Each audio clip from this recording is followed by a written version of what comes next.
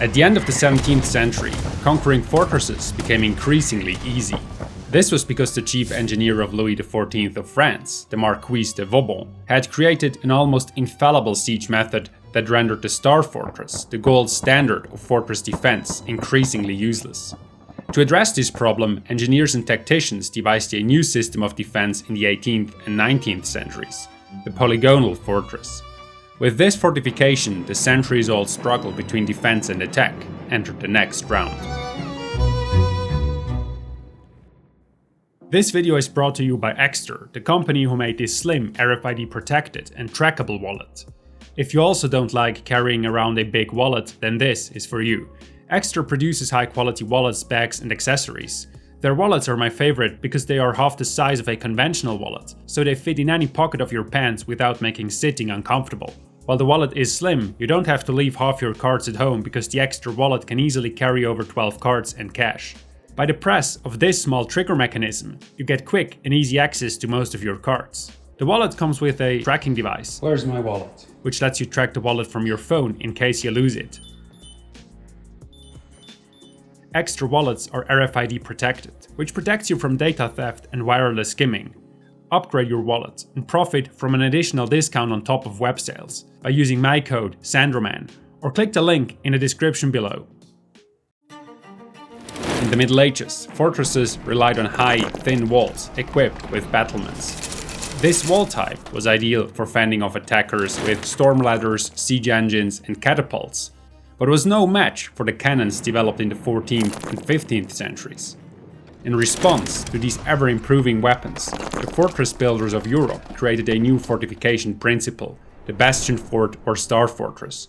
This type of fortress featured low, thick ramparts designed to resist heavy artillery fire, and bastions arranged to ensure that any attacker would face a deadly crossfire from the defenders' cannons. These elements made the fortress almost impossible to approach. Soon, the Star Fortress reigned supreme, and at the end of the 17th century, it was perfected by the French engineer Sébastien le Prêtre de Vauban. However, it was also Vauban who developed a near-foolproof method of conquering these fortresses reliably and efficiently. He designed a network of trenches that allowed attackers to approach a fortress without exposing themselves, while strategically placed artillery ensured the enemy was under suppressive fire. In 1697, Vauban demonstrated the flawless execution of this method by conquering the modern fortress of Ath in just 2 weeks and with minimal losses. According to Christopher Duffy, an expert on early modern siege warfare, Vauban created, quote, the routine of siege attack as it was to remain almost unaltered for the best part of 2 centuries, end quote. Even in the 19th century, many sieges still clearly reflect his influence, as shown by these maps of Napoleon's second siege of Saragossa and the siege of Petersburg in the American Civil War. Vauban's formal siege was extremely efficient, and if properly executed, rarely failed. So it posed an almost insurmountable challenge to generations of engineers. Some of the ideas they proposed to cope with it were nothing short of desperate. A certain Monsieur Robillard, for example, suggested building a fortress that wore the enemy down by systematically blowing itself to pieces, like a series of enormous landmines. Marc René, the Marquis de Montalbert, finally came up with a much more sensible solution. In the second half of the 18th century, this veteran, who was very familiar with the fortresses of the old masters, especially Vauban, Coehorn, Walraff and Dahlberg, developed a new fortress design, the Polygonal Fort. Although conservative engineers in his native France dismissed his ideas as the foolish notions of an upstart, similar concepts were soon being tested throughout Europe. German engineers, for example, developed what is known as the Prussian system, and American Chief of Engineers Jonathan Williams created a new form of coastal fortification inspired by Montalbert's ideas. So, what was the Polygonal Fort all about? In one word, firepower. Montalbert wrote, quote, artillery is the weapon which takes fortresses, and by the same token, artillery must defend them, end quote. This meant that engineers focused on the ideal placement of artillery in massive artillery towers, detached forts, and sturdy ramparts. Rather than being positioned on top of the defenses, guns were placed inside them, housed in so-called casemates, heavily fortified chambers with embrasures. To simplify construction and create more space for guns, bastions were abolished. The primary purpose of bastions was to eliminate any blind spots that the attackers could exploit. In the absence of bastions, the fronts of the main wall were outfitted with a caponniere, a massive multi-story annex with artillery embrasures on both sides. The walls were also arranged so that each front flanked the one next to it. This change gave the polygonal fortifications their typical zigzag pattern, which can be seen on this unrealized plan of the fortress of Cherbourg, which Montalbert drew to illustrate his system. Ramparts consisting of projecting and retracting angles like this are called a denai system. A denai system occupies much less space than a fortress with bastions and extensive outworks. Because of this, polygonal fortresses often had a belt of detached forts, small independent fortifications in front of the main defenses. The forts were positioned at strategic points, such as hills, which expanded the radius of the defense and, in technical terms, increased its depth. An attacker had to fight through these outer lines before approaching the fortress itself. This principle is known as defense in depth. Laying siege to this type of fortress using Vauban's method of formal siege was incredibly complex and costly. It required a huge army, numerous workers, and vast quantities of food, ammunition, and money. For this reason, generals of the 18th and 19th centuries resorted to other methods of conquest whenever possible. Basically, there were 4 alternatives to the formal siege, which were often used in combination: blockade, surprise attack, assault, and bombardment. When the opportunity arose, a surprise attack, or stratagem, was the most efficient option. When the troops of the Habsburgs and their allies attacked Cremona in 1702, for example, a group of grenadiers sneaked into the city through an underground water conduit and opened a gate for their comrades. They stormed the town and fought a fierce house-to-house battle with the surprised French defenders, but had to retreat when their reinforcements arrived too late. Nevertheless, their attack entered the history books as coup de main of Cremona. Riskier than a surprise attack was an assault. With this approach, the enemy's position was weakened by bombardment, before infantry rushed forward with ladders and other tools to scale the defenses.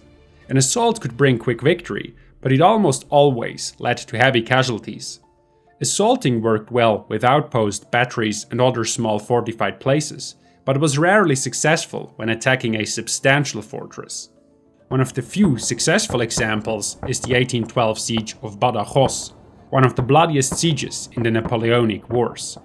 After Wellington's Anglo-Portuguese army had bombarded the city for 21 days and destroyed the main walls in 2 places, the English infantry stormed the breaches and tried to scale the walls. The French had been expecting the attack and greeted them with several mines and a heavy barrage. Nevertheless, Wellington's troops pressed forward and captured Badajoz, losing over 3,000 men within a few hours. Sadly, soldiers' lives are sometimes worth less than time. Bombardments were far more promising and used more frequently against large fortresses. It was quite common for the attacker to shoot over the walls at the city to destroy the infrastructure and demoralize inhabitants and garrisons. Just how effective this could be was demonstrated during the 1789 siege of Belgrade, where the famous general Ernst Gideon von Laudon subjected the Ottoman defenders to a sustained barrage until they asked for a ceasefire. He refused, ordering his gunners to fire shells and bombs at the city another 14 hours until the defenders finally surrendered. The most effective tool for such bombardments were mortars.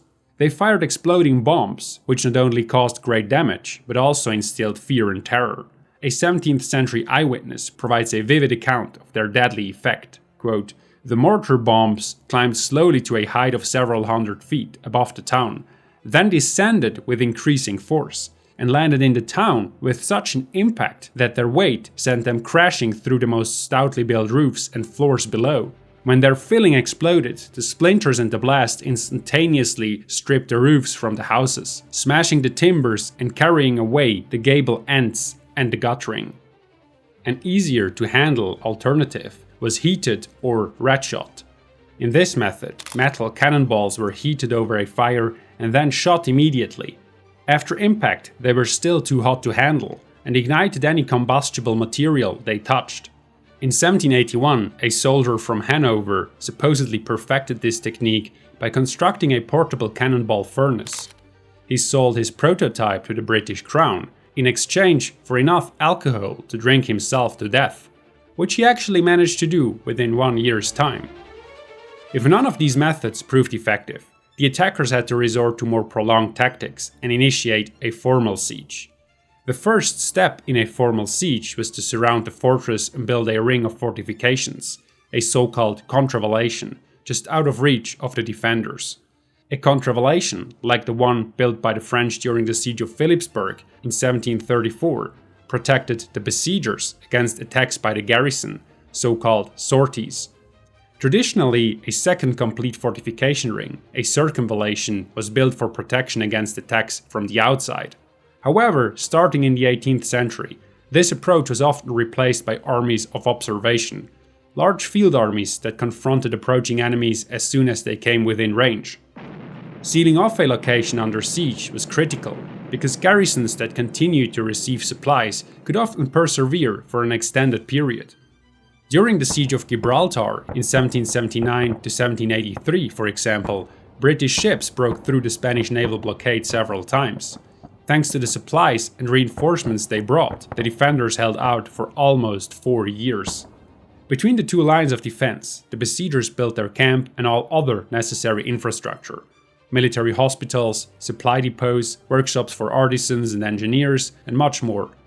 The laboratory, the workshop where bombs, mines, and hand grenades were prepared, was located slightly off to the side, as unplanned explosions could easily occur.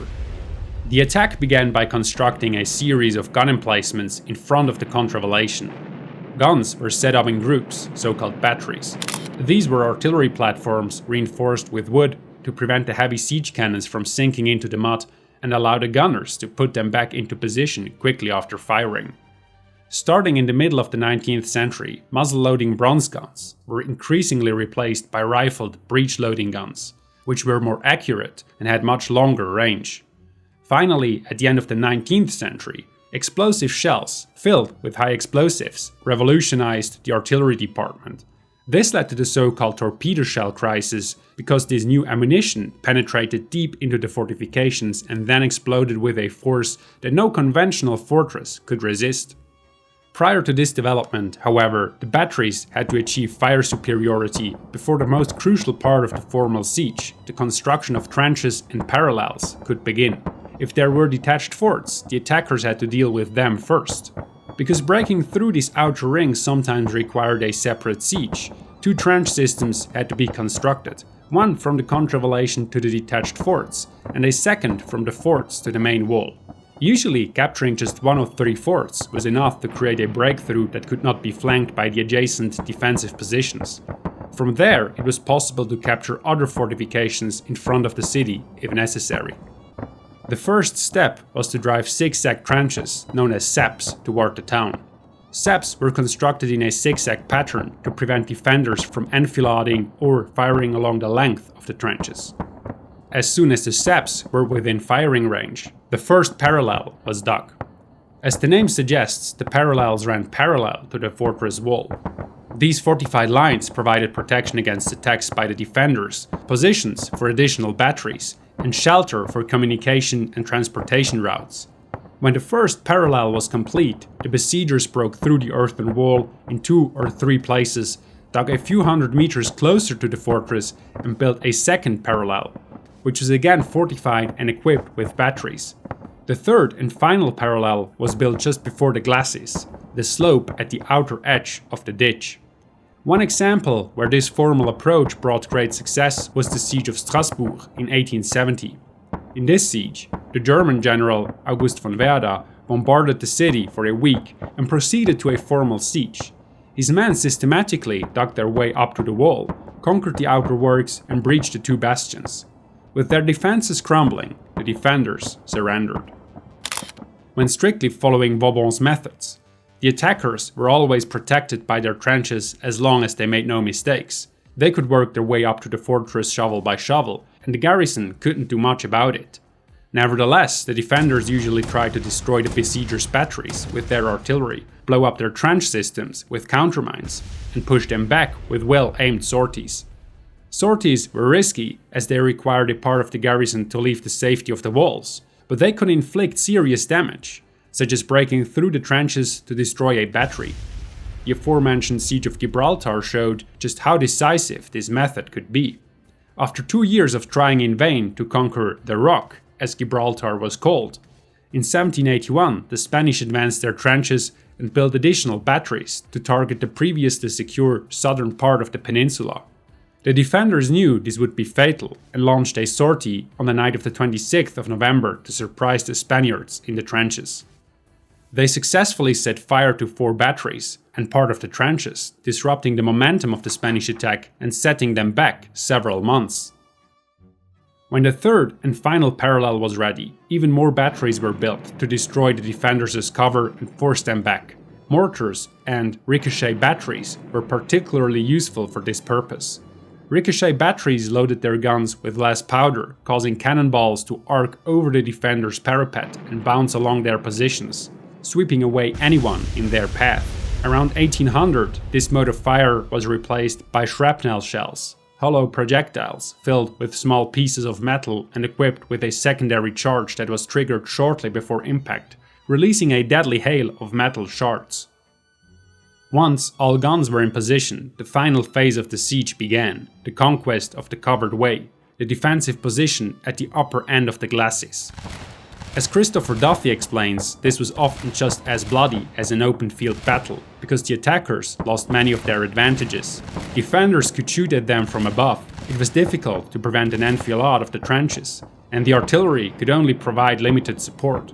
If the gunners were not careful, their comrades could suffer the same fate as Duke Berwick at the Siege of Philipsburg in 1734. He was decapitated by a cannonball from his own camp. These problems could be mitigated by undermining the fortress. Usually, the miners dug a tunnel starting at the base of the glacis and continuing all the way under the walls, where they placed several precisely calculated charges. When the mine exploded, there was, quote, a frightful crash, shaking the whole neighborhood and throwing up debris like an erupting volcano, end quote, as reported by an eyewitness at the Siege of Valenciennes in 1793. When the trenches reached the covered way, it was time for the grenadiers. These die-hard troops were experts with hand grenades, which they used to wipe out the last defenders and storm the covered way. Once they had gained a foothold, the workers began to turn the position around by building a parapet facing the fortress and installing counter and breaching batteries. Counter batteries were used to take out the defenders' remaining guns in a final artillery duel, while the powerful breaching batteries were used to create a breach by bombarding the walls continuously. While the breaching batteries thundered, it could take several days for the cannonade to take effect. Workers built a bridge or further trenches to cross the ditch. They had to be particularly careful of the low-lying caponniers, which could cover the entire trench. As soon as the passage was complete, and the breaching batteries or miners had made a practicable breach, that is, one level enough to climb up, everything was made ready for the final assault. The fortress was ripe, as Vauban used to say, c'est là et mûr. By breaching the main wall, the attackers had broken through the last line of the defense. This was the moment when most garrisons surrendered. They had done their duty, the fortress had fulfilled its strategic purpose, and there was no point in wasting more lives. Thank you for watching. If you want to support us and create more such in-depth videos, which take a lot of time and effort to research and animate and illustrate, please consider becoming a Patreon. For just $3 per video, you get access to polls about future content, behind-the-scenes updates, and a lot of previews, mostly artwork, for the upcoming videos.